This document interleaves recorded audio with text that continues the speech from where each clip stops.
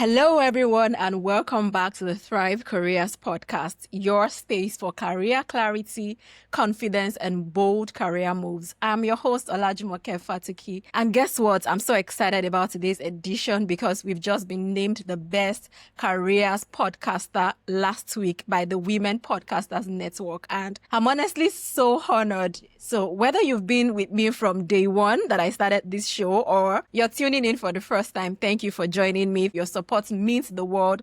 Thank you everyone who voted, and thank you for all our amazing guests. I am so excited to be sharing this wonderful news with you. Now, if LinkedIn has ever felt confusing or if you've ever wondered how AI can actually help you stand out on LinkedIn without sounding robotic, today's episode is for you. I'm sitting down with Al Kushner, the author of the book AI LinkedIn Advantage, to explore exactly how showing up matters and how you can do that in a smarter and more efficient way to also enhance your job search and personal branding online. So, Al Kushner, thank you so much for joining us on today's episode of the Thrive Careers podcast.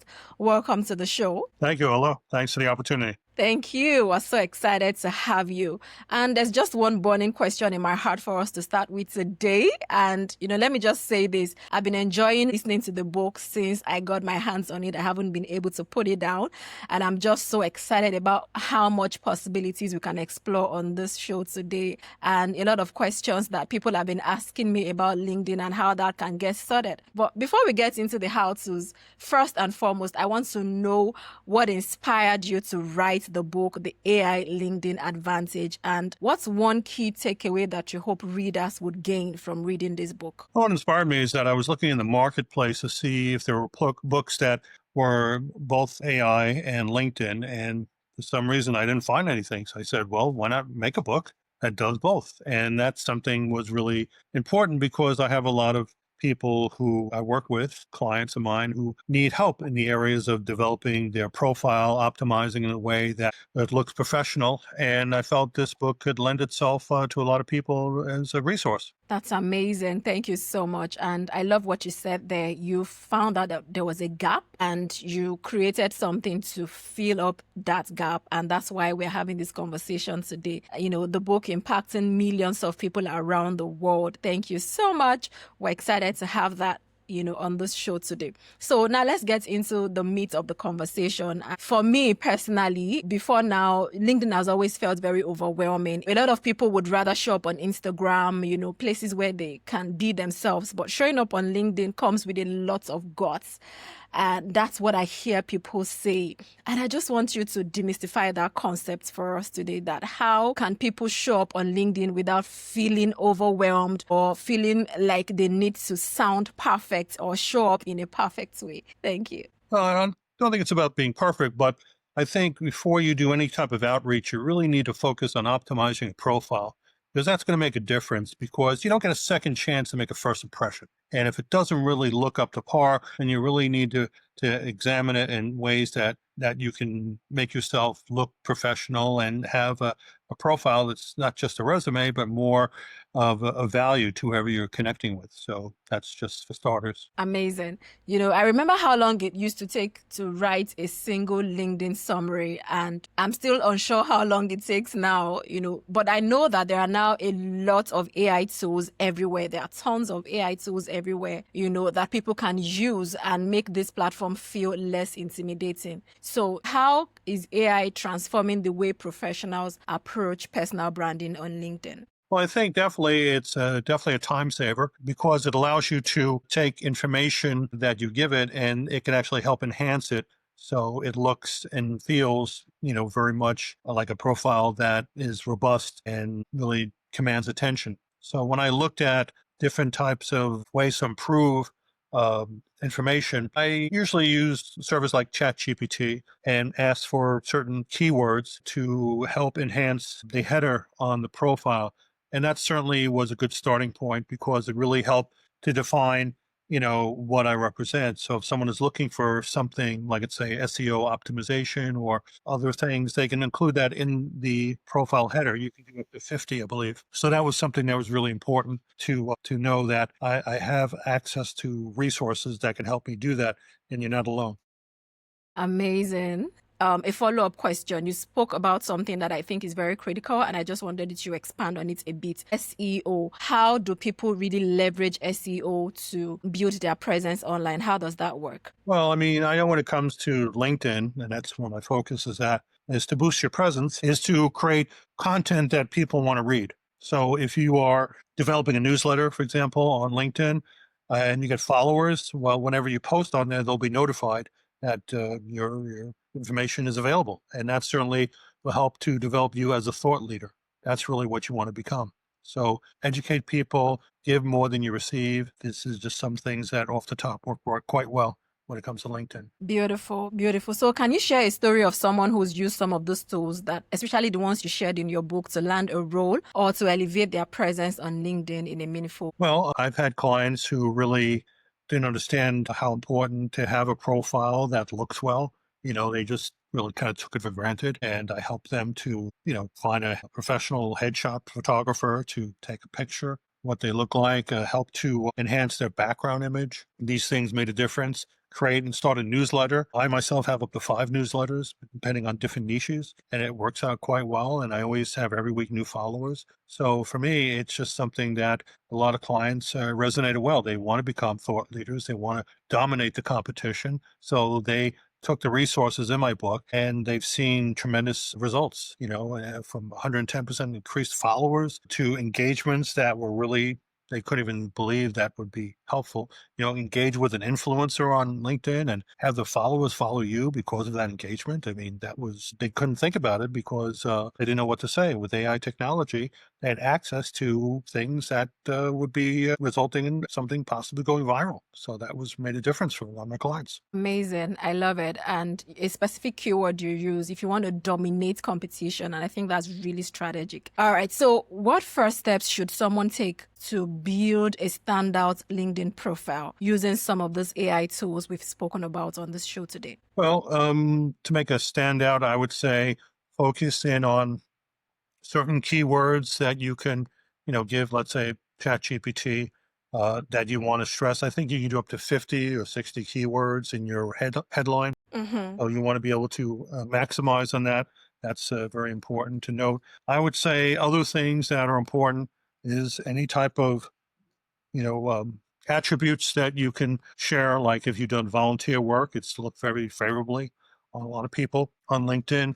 If you had any awards that you won recently, do you know anyone who's won an award recently? Yeah. Well, guess what?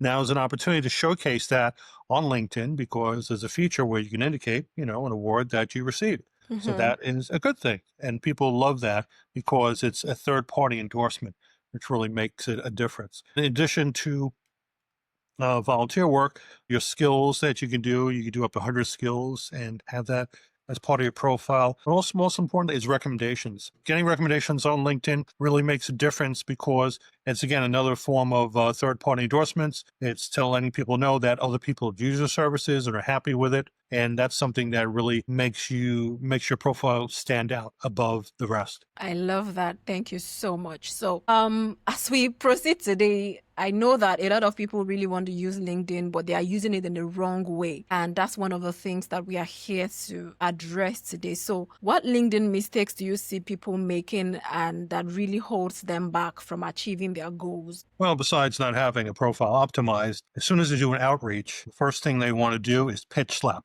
And that's not the way you're going to make a connection with someone. Fact is that it's almost laughable when people do that.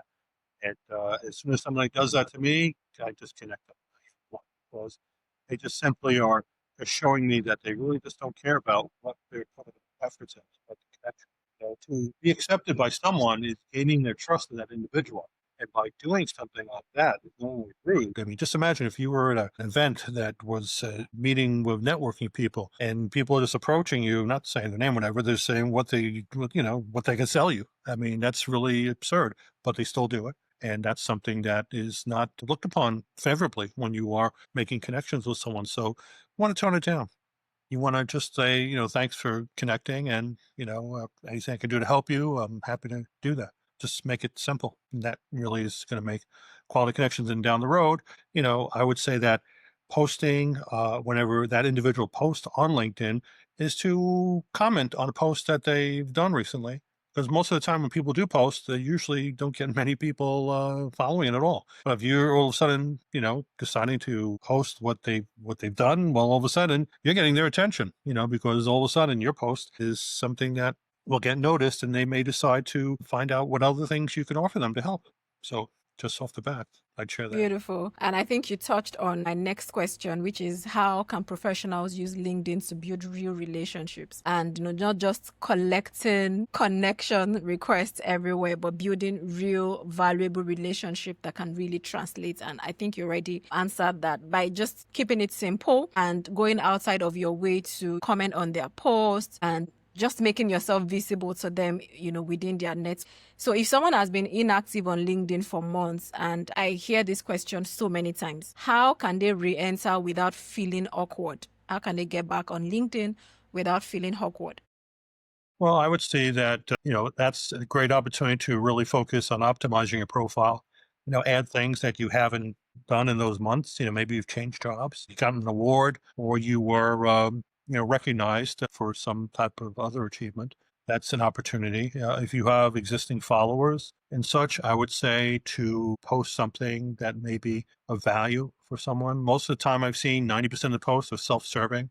It's about the services they offer, or some amazing, testimonial from a client that loved their services. And most of the time people look at it as fake and, not sincere. And I find that if you want to make a difference, maybe you do it slowly. If you're following a certain influencer, perhaps comment on their post. And that may help to gain some recognition, gain some traction, and give you ability to gradually move into the ability to connect with people authentically. That's really what I see is the best approach. That is beautiful. And thank you so much. Balancing authenticity with whatever it is that you're doing is really critical. People still connect with real stories, real people, not just some suggested algorithm trends. And that's it on the core topics for today. We just have 3 rounds of rapid fire questions quickly, and then we get to the end of today's episode. So are you ready?